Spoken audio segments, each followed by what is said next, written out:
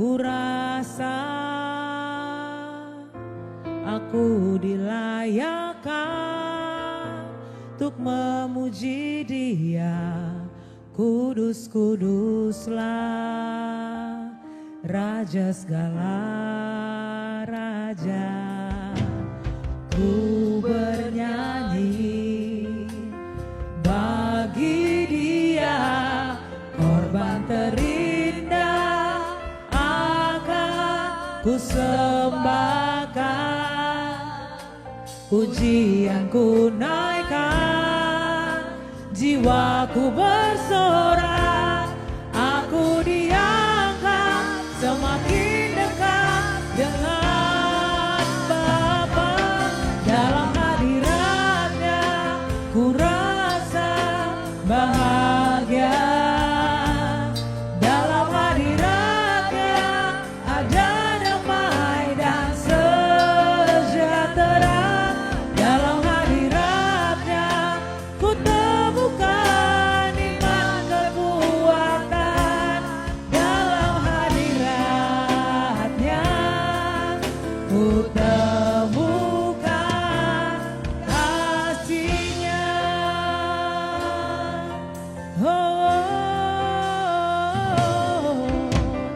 Ku berdiam dekat Bapa, semakin indah, indah ku rasa. Aku dilayakkan untuk memuji Dia. Kudus, kuduslah Raja segala raja. Ku bernyanyi bagi Dia, korban terindah akan ku sembahkan. Pujian ku naikkan, jiwaku bersorak, aku diangkat semakin dekat dengan Bapa. Dalam hadiratnya ku rasa bahagia. Dalam hadiratnya ada damai dan sejahtera. Dalam hadiratnya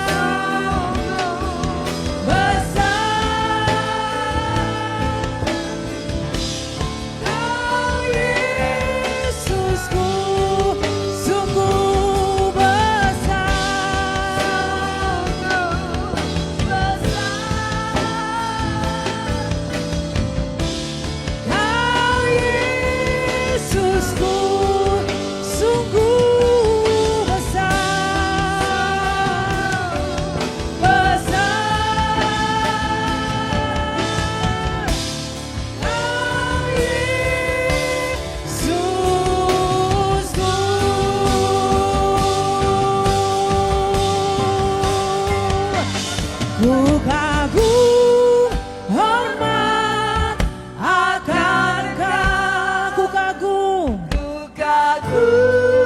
hormat akan Engkau, Kau Allah yang layak dipuji.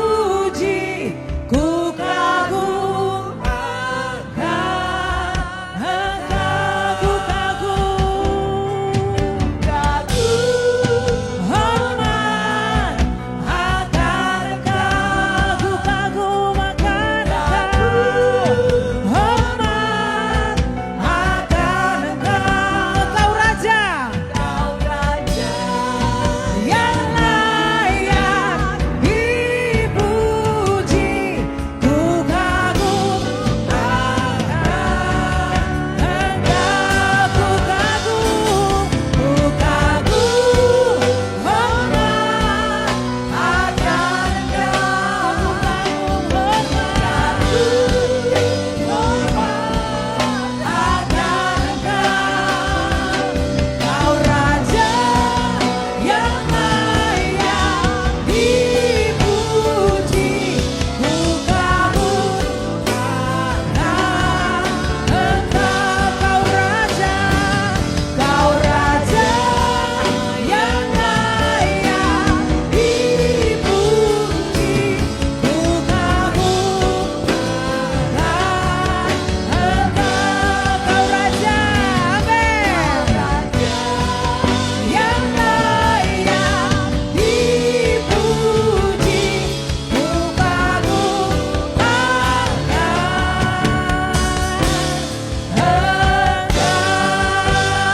Engkau yang kami kagumi seumur hidup kami hormati Tuhan. Yesus Kristus Tuhan, namamu hidup. Haleluya. Terima kasih Yesus.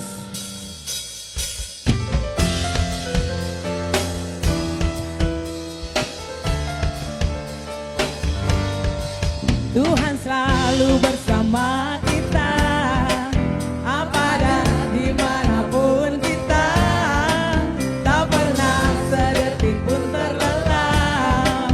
Dia setia memelihara. Tuhan selalu bersama kita, sanggup lakukan segala perkara. Jadilah kuat dan percaya akan kebenaran firman-Nya. Dia yang sanggup, Dia berfirman dan jadikan. Dia yang sanggup, Dia berjanji dan genapi. Dia yang sanggup, asalku percaya dan serahkan semua. Dia Immanuel, beriku kemenangan.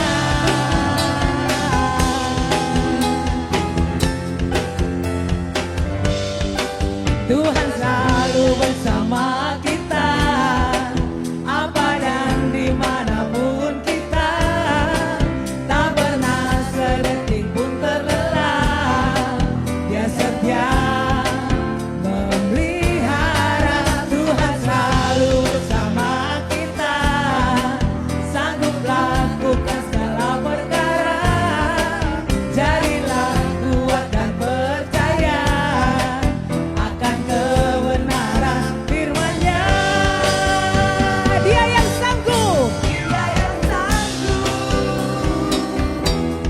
Dia berfirman dan jadikan.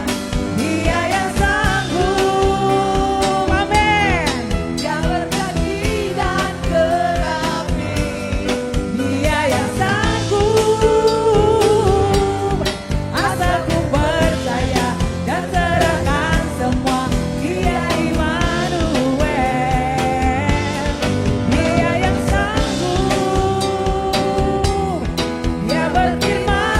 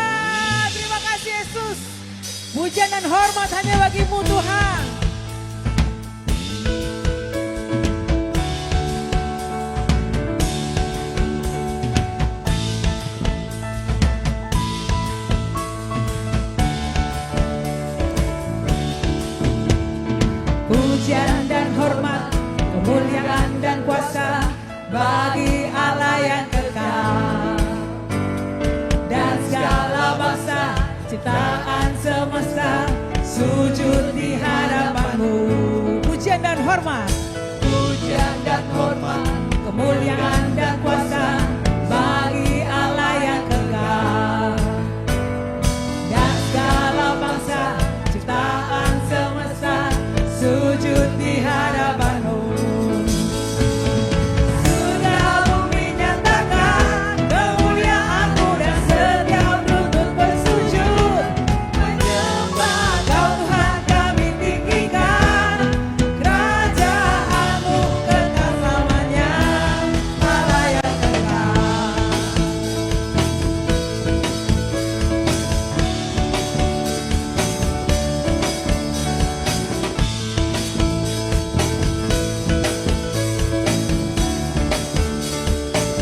Pujian dan hormat, pujian dan hormat, kemuliaan dan kuasa bagi Allah yang kekal. Dan segala bangsa ciptaan semesta sujud di hadapan. Pujian dan hormat, pujian dan hormat, kemuliaan dan kuasa bagi Allah yang kekal. Dan segala bangsa ciptaan semesta sujud di hadapan-Mu. Surga bumi nyatakan kemuliaan-Mu dan setiap lutut bersujud menyembah Kau Tuhan, kami tinggikan kerajaan-Mu kekal selamanya, Allah yang kekal. Terima kasih Tuhan.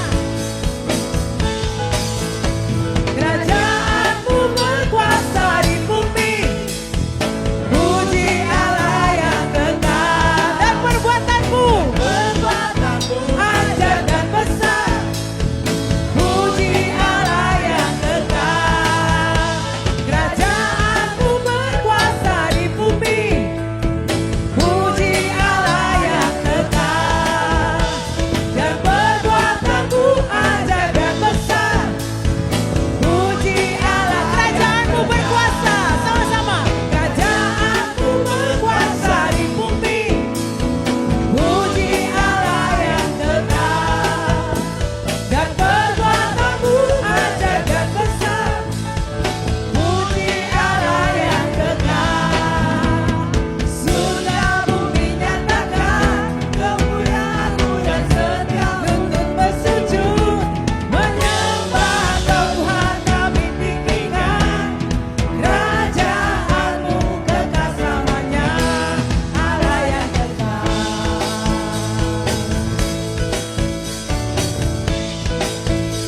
Kerajaan-Mu, kerajaan-Mu berkuasa di bumi, puji Allah yang kekal.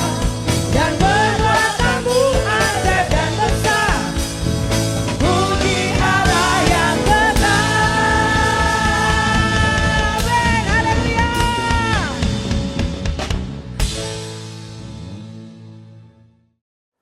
Shalom, selamat pagi jemaat yang dikasih Tuhan. Pada pagi hari ini sebelum kita sama-sama belajar tentang kebenaran firman Tuhan, mari kita berdoa.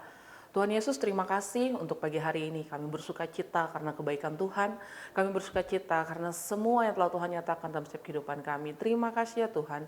Kami akan belajar tentang kebenaran firman-Mu. Biarlah firman ini boleh memerdekakan kami dan boleh menjadi pelita dalam setiap kehidupan kami. Terima kasih ya Tuhan, di dalam nama Tuhan Yesus. Haleluya. Amin. Ya, sebelumnya saya mau mengucapkan selamat Natal untuk kita semua. Tidak terasa ini sudah di penghujung tahun, di tanggal 29 Desember tahun 2024. Selamat Natal, sukacita Natal kiranya boleh menyertai kita semua yang menyaksikan ibadah kita pada pagi hari ini. Ya, sedikit kita mereview sepanjang perjalanan di akhir bulan ini, dari awal Desember, dari awal minggu pertama sampai tibalah kita di penghujung minggu terakhir di tanggal 29 ini. Di minggu pertama kita belajar tentang kingdom value, yang kedua kita belajar tentang kingdom quality, yang ketiga kita belajar tentang kingdom culture, Yang keempat, kita belajar tentang expanding the kingdom. Dan yang terakhir, tema bagi saya adalah global impact. Global impact bicara tentang bagaimana di minggu pertama, kedua, ketiga, keempat ini kita belajar banyak tentang kerajaan, nilai, kualitas, budaya, dan bagaimana kita bersama belajar untuk memperluas kerajaan. Dan yang terakhir, bagaimana kita sebagai seorang pribadi boleh membawa pengaruh bagi dunia. Ya, sebelumnya kita akan sama-sama membaca ayat yang terdapat pada pagi hari ini. Kita sama-sama akan membaca di dalam Lukas 5 ayat yang pertama sampai dengan ke-11. Perikopnya adalah penjala ikan. Pada suatu kali, Yesus berdiri di pantai Danau Genesaret. Sementara orang banyak mengerumuni dia, hendak mendengarkan firman Allah. Ia melihat 2 perahu di tepi pantai, nelayan-nelayannya telah turun dan sedang membasuh jalannya. Ia naik ke dalam satu perahu itu, yaitu perahu Simon, dan menyuruh dia mendorong perahunya sedikit jauh dari pantai, lalu ia duduk dan mengajar orang banyak dari atas perahu. Setelah selesai bicara, ia berkata kepada Simon, "Bertolaklah ke tempat yang dalam dan tebarkanlah jalamu untuk menangkap ikan." Simon menjawab, "Guru, telah sepanjang malam kami bekerja keras dan kami tidak menangkap apa-apa. Tetapi karena perkataanmu itu, aku akan menebarkan jala juga." Ayat yang ke-6. Setelah mereka melakukannya, mereka menangkap sejumlah besar ikan sehingga jala mereka mulai koyak. Lalu mereka memberi isyarat kepada teman-temannya di perahu yang lain supaya mereka datang membantunya. Mereka pun datang, lalu bersama mengisi kedua perahu itu dengan ikan hingga hampir tenggelam. Ketika Simon Petrus melihat hal itu, ia pun mulai sujud di hadapannya dan berkata, "Tuhan, pergilah dari hadapanku karena aku ini seorang berdosa." Sebab ia dan semua orang yang bersama-sama dengan dia takjub oleh karena banyaknya ikan yang mereka tangkap. Demikian juga Yakobus dan Yohanes, anak Zebedeus, yang menjadi teman Simon. Kata Yesus kepada Simon, "Jangan takut, mulai sekarang engkau akan menjala manusia." Sesudah menarik perahu-perahu ke darat, mereka pun meninggalkan segala sesuatu, lalu mengikuti Yesus. Dari ayat yang kita baca barusan, kita melihat tentang perjalanan Yesus untuk memanggil ke-12 muridnya. Dimulai dari Simon, mana dia berkenalan dengan Simon di pantai Genesaret, dan melalui tema Global Impact ini, Yesus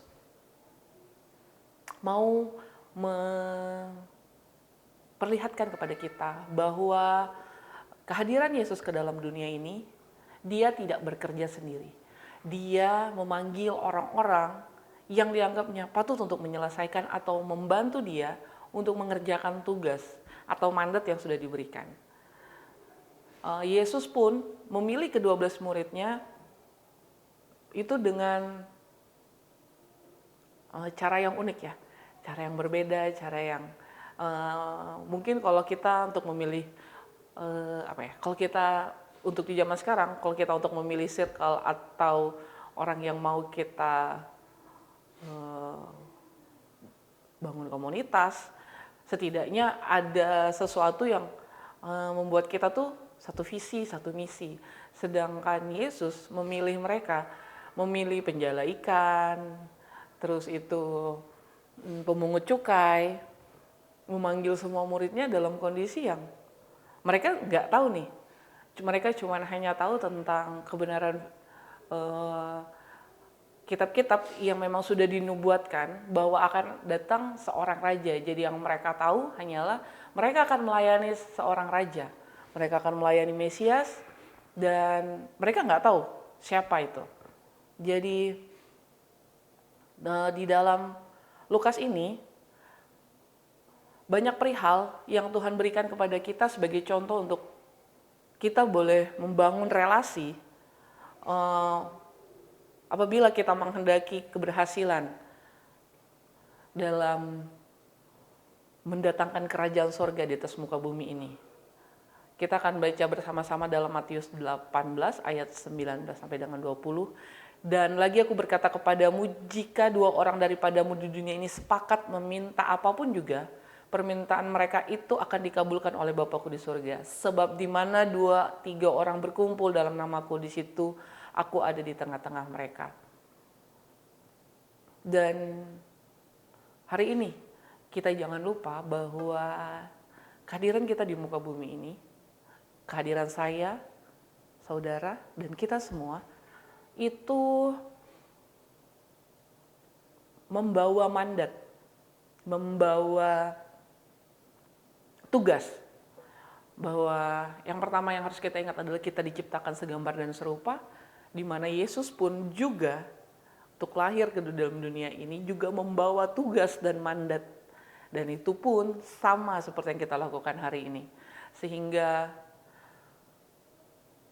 apa yang Yesus lakukan adalah bagian dari rencana pada Tuhan, dari rencana daripada Bapaknya.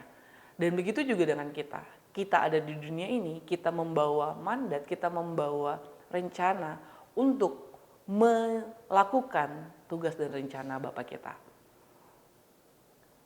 Adapun yang Yesus lakukan, bahwa Yesus juga memberikan contoh bagi kita pada saat ini, di mana dia mulai menyebarkan atau dia mulai mengajarkan tentang budaya kerajaan itu dengan cara yang pertama adalah Yesus memilih untuk bekerja sama dengan orang yang biasa-biasa saja, yang nggak tahu apa yang sebenarnya ada dalam dirinya dia. Jadi nggak tahu apa yang ada potensi dalam dirinya dia, tapi Yesus memilih untuk bekerja sama dengan orang tersebut. Simon, si penjala ikan, yang dia pun pada kondisi tersebut, dia udah bilang sama Tuhan Yesus, waktu di kondisi Yesus bilang, ayo kita ke tengah danau dan mulai menangkap ikan. Simon di situ berkata bahwa Tuhan, sudah semalam-malaman aku menjala ikan, tapi aku nggak dapat apa-apa sampai dengan pagi hari ini. Itu adalah bentuk bagaimana kita nggak bisa pernah prediksi apa yang terjadi dalam hidup kita, dalam pekerjaan kita, mau untung, mau rugi, mau apapun itu, kita nggak akan pernah tahu. Tetapi Yesus memilih untuk bekerja sama bersama dengan murid-muridnya, calon murid-muridnya ya. Yang kedua, Tuhan Yesus menggunakan keadaan yang wajar untuk hal yang luar biasa. Ya.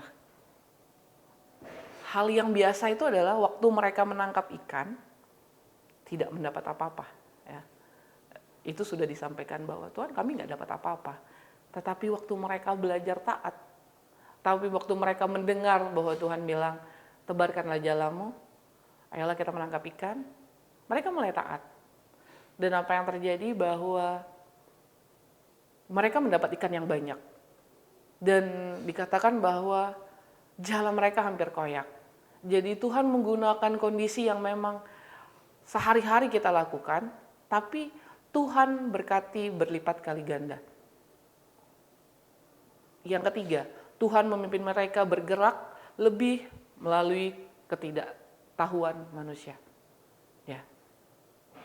Kembali lagi akan diulang bahwa Simon sudah mengatakan kepada Yesus bahwa kami sudah mencari ikan semalam-malaman. Jadi kondisi waktu Yesus bertemu dengan Simon, Simon itu sedang membersihkan jala yang ya semalam nggak dapat apa-apa, jadi ya tinggal dibersihkan aja gitu. Disimpan dan besok cari ikan lagi gitu. Tetapi mereka bergerak melalui ketidaktahuan, ya, melalui ketidaktahuan. Ya udah bergerak aja, ikut aja apa yang Tuhan katakan. Yang keempat, Tuhan Yesus membuktikan hasil dari ketaatan seorang atas perintah. Ya, kita tahu hasilnya adalah mereka mendapat ikan yang banyak sehingga mereka memanggil orang-orang di pinggir tepian pantai untuk datang mendekat kepada mereka untuk mengambil ikan yang banyak ini. Yang kelima, bahwa Tuhan Yesus mengungkapkan tujuan dari mujizat itu sendiri. Dan kita udah baca tadi di ayat yang 8, ketika Simon Petrus melihat hal itu, ia pun sujud di depan Yesus dan berkata, "Tuhan, pergilah dari hadapanku karena aku ini orang berdosa." Simon sadar betul bahwa kondisinya dia tidak layak, dia melihat mujizat yang telah Tuhan nyatakan. Tapi Tuhan Yesus berkata di ayat yang ke-10, "Jangan takut, mulai sekarang engkau akan menjala manusia." Ya, itu sebuah metafora yang wow banget buat kita hari-hari ini. Mungkin kita pun juga kalau jadi Simon mungkin akan bilang bahwa pikir-pikir dulu, mungkin bukan saya Tuhan gitu ya. Tapi Simon dan rekan-rekannya memilih untuk meninggalkan segalanya ya, dan memilih untuk mengikut Yesus. Ya, itu adalah perbuatan yang karena mereka melihat apa yang terjadi di hadapan mereka, sehingga mereka berkeyakinan bahwa ya nggak apa-apa, aku tinggalkan ini semua dan aku mengikut Yesus. Hari ini pun kita melakukan hal yang sama, bertekun dalam pengajaran, mana setiap minggu kita selalu diajarkan bagaimana kita memiliki nilai kerajaan, bagaimana kita memiliki kualitas kerajaan, bagaimana kita hidup dengan budaya kerajaan. Itu bukan sesuatu hal yang masuk telinga kiri, keluar telinga kanan, enggak. Kita hidup dalam pewahyuan tersebut, bahwa kita harus hidup dengan budaya kerajaan yang ada, dan budaya kerajaan yang lain adalah kita hidup dalam komunitas, mana setiap minggu kita cerna lagi firman Tuhan yang kita dapat. Coba kita lihat apakah itu terjadi dalam setiap kehidupan kita. Kita belajar untuk kita boleh menyaksikan kebaikan Tuhan, perbuatan Tuhan yang nyata dalam setiap kehidupan kita. Setelah itu kita akan diajak berpikir lagi bagaimana, hal apa sih yang kamu dapat dari kebaikan Tuhan? Hal apa sih yang kamu dapat dari firman Tuhan yang kita baca? Dan apa sih yang akan kita aplikasikan sepanjang minggu ini? Jadi belajar hidup dalam kebenaran sehingga hidup kita membawa banyak dampak budaya kerajaan dimanapun kita berada.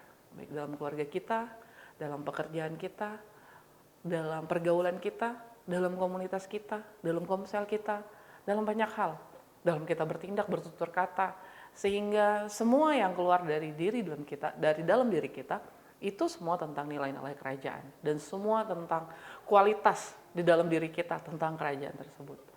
Jadi, bagaimana caranya untuk kita bisa tetap stay on? Yang pertama, kita berdoa buat rekan-rekan sekerja yang tulus dalam misi yang sama. Kita jangan pernah lupa untuk mendoakan rekan-rekan kita dalam keluarga rohani kita, keluarga kita, ya, keluarga inti kita, pasangan kita, anak kita. Kita jangan lupa berdoa untuk komunitas kita, untuk keluarga kerajaan, untuk komsel kita.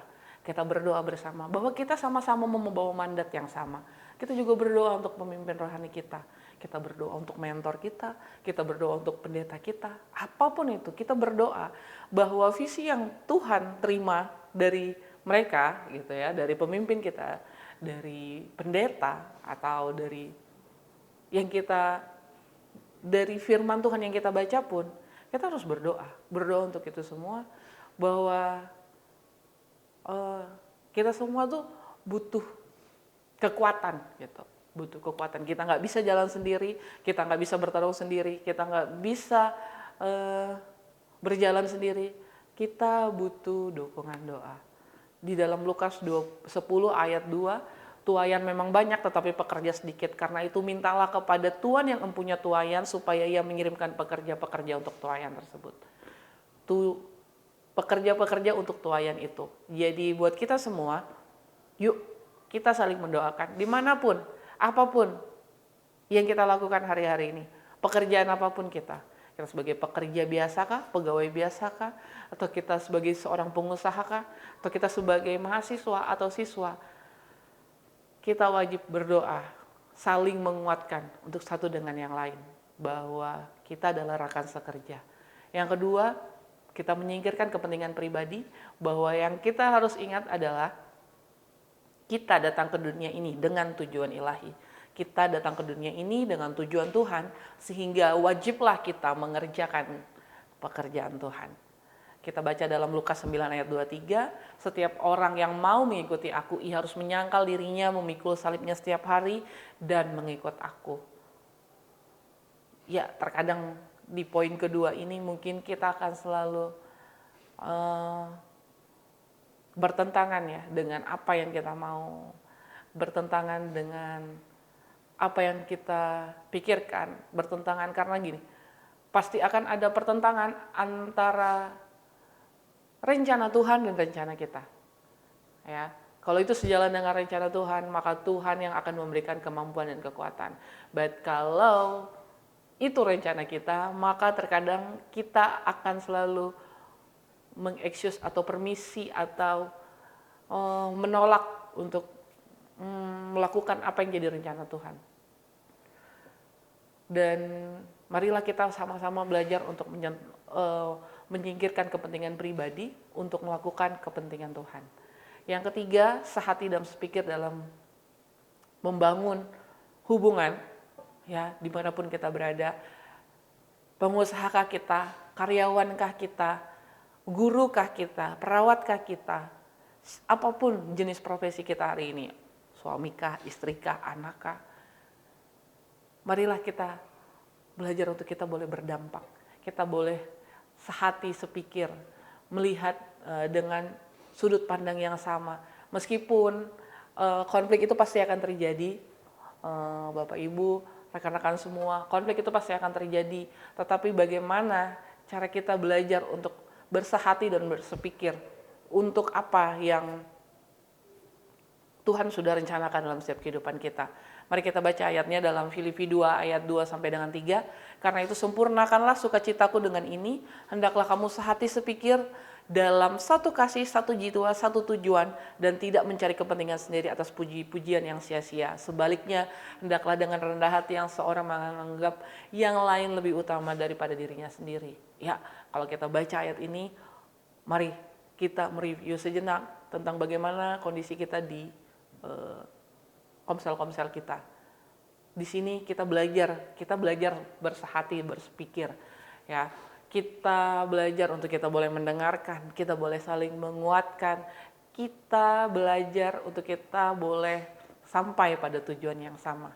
Yang keempat adalah pertumbuhan adalah tindakan Allah, bukan jasa individu, kemuliaan bagi Allah. Jadi jangan pernah menganggap bahwa apa yang saya lakukan hari ini itu karena kekuatan saya, bukan. Itu semua karena Tuhan yang memampukan kita. Karena Tuhan yang memberikan kita kemampuan. Ya, jadi bukan karena kuat dan gagah kita atau kuat dan gagah saya, tetapi semua karena Tuhan. Mari kita coba baca di dalam 1 Korintus 3 ayat 6 sampai dengan 9. Aku menanam, Apolos menyiram, tetapi Allah yang memberi pertumbuhan. Karena itu yang penting bukanlah yang menanam atau yang menyiram, melainkan Allah yang memberi pertumbuhan. Baik yang menanam maupun yang menyiram adalah sama, dan masing-masing akan menerima upahnya sesuai dengan pekerjaannya sendiri. Karena kami adalah kawan sekerja Allah, kamu adalah ladang Allah, bangunan Allah. Jadi mari kita headline sama-sama bahwa kita ini adalah rekan sekerja Allah. Jadi kita nggak bisa bertumbuh sendiri, kita nggak bisa menanam itu sendiri, tapi kita bekerja sama. Tuhan Yesus datang ke dunia, memilih murid-muridnya sebagai orang yang menerima mandat kerajaan terlebih dahulu. Tapi apa yang mereka lakukan setelah Yesus mati dan bangkit dan kembali ke sorga, yang dilakukan adalah hal yang 2 kali lipat lebih daripada Tuhan Yesus lakukan. Jadi buat kita yang hari ini merasa, wah aku nggak bisa buat dampak apa-apa nih bagi dunia ini, aku nggak bisa lakukan apa-apa nih, karena lebih memikirkan bahwa apa yang aku tidak punya, kita lupa kita ini adalah rekan sekerja Tuhan, yang dimana Tuhan yang akan memampukan kita untuk kita boleh menyelesaikan tugas dan panggilan kita, tugas dan mandat kita di dalam dunia ini. Mungkin ini saja yang bisa saya sampaikan pada pagi hari ini. Biarlah di penghujung tahun ini kita sama-sama boleh terus dimampukan, terus bertumbuh dan terus berbuah. Bagaimana kehidupan kita bisa berdampak bagi dunia ini. Mari kita berdoa. Tuhan Yesus, terima kasih untuk pagi hari ini. Kami bersyukur, kami berterima kasih di penghujung tahun ini.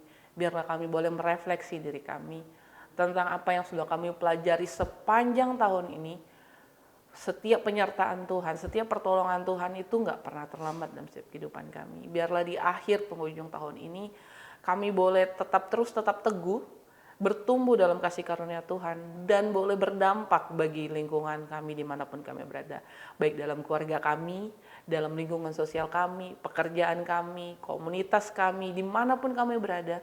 Biarlah nilai-nilai kerajaan, kualitas kerajaan yang ada dalam diri kami, boleh kami bagikan, bolehlah kami berdampak ya Tuhan bagi dunia ini. Terima kasih ya Tuhan, kami percaya Tuhan yang mampukan kami dan ajarkan kami untuk kami pun boleh menguatkan satu dengan yang lain, dan biarlah kami boleh saling mengingatkan bahwa hidup kami itu bernilai kerajaan. Terima kasih ya Tuhan buat pagi hari ini, kami bersyukur buat kebaikan di dalam nama Tuhan Yesus, haleluya, amin.